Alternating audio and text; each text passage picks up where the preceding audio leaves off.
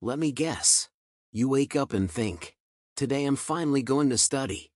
You even feel motivated, maybe too motivated.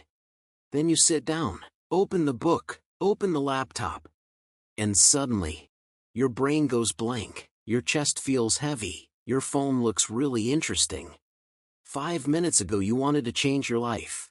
Now you don't even want to open the first page. And you think, what is wrong with me? Here's the truth you need to hear first. Nothing is wrong with you. This happens to almost everyone. Students, high achievers, even people who care about their future. You're not lazy, you're not broken, you're not undisciplined. Because notice this. You can scroll for an hour easily, you can watch a full series without effort, you can even clean your room randomly. But the moment it's time to study, your motivation disappears. That's not random, that's your brain doing something very specific.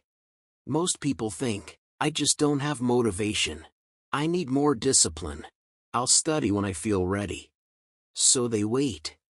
They wait for the right mood, the perfect energy, the ideal moment. And that moment almost never comes. Why?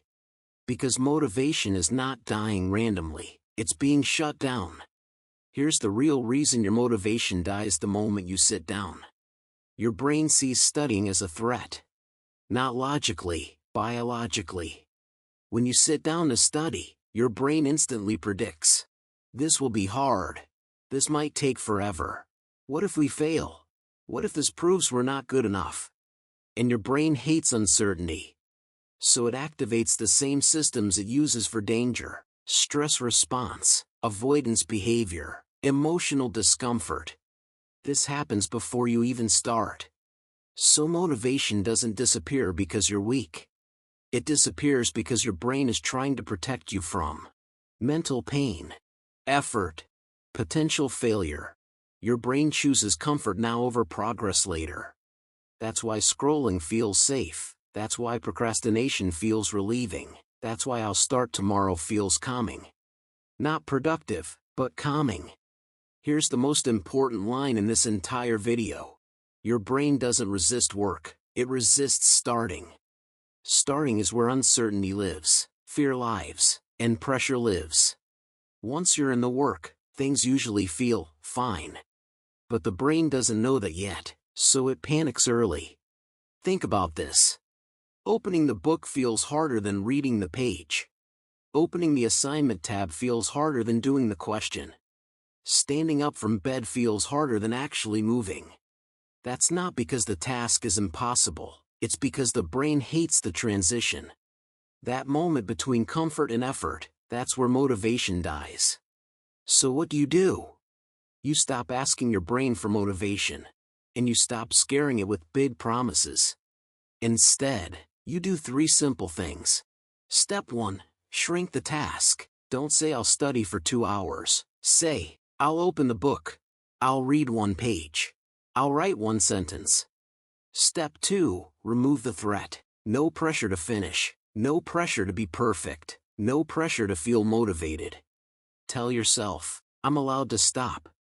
That permission matters more than you think. Step 3. Let action create motivation. Once you start, even a little, dopamine activates after action. Not before. That's when motivation shows up, quietly, naturally, without force. And here's the wild part. Once you understand this, you stop fighting your brain. And when you stop fighting it, things get easier than you expected. Let's recap, fast. Your motivation doesn't die because you're lazy. It dies because your brain sees studying as a threat. Starting is the hardest part, not working. And motivation follows action, not the other way around. When you make starting feel safe, your brain stops resisting.